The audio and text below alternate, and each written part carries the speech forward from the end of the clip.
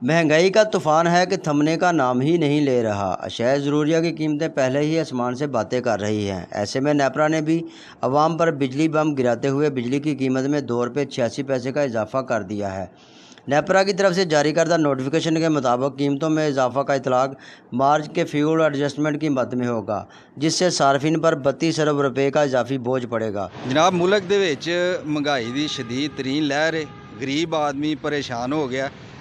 हालिया जड़ियाँ बिजली दीयां कीमतां वधाइयां गईयां ने।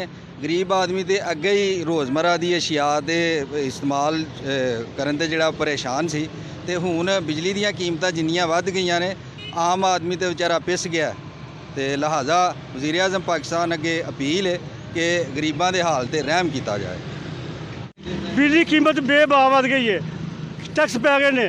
हर जो 500 रुपये बिल ही वो पहले 2000 रुपये बिल आ गया वे। की करिए, किहड़े पासे जाइए। जब बिजली की कीमतें बढ़ती हैं तो इसके बराह रास्त असरात आम आदमी पर भी पड़ते हैं और महंगाई में भी मज़ीद इजाफा होता है, जिससे शहरियों की मुश्किलात में भी मज़ीद इजाफा हो जाता है। शहरियों ने हुकूमत से मुतालबा किया कि बिजली की कीमतों में इजाफा को वापस लिया जाए ताकि शहरियों को रिलीफ मिल सके। मोहम्मद अमीन रज़ा, वश न्यूज़, डस्का।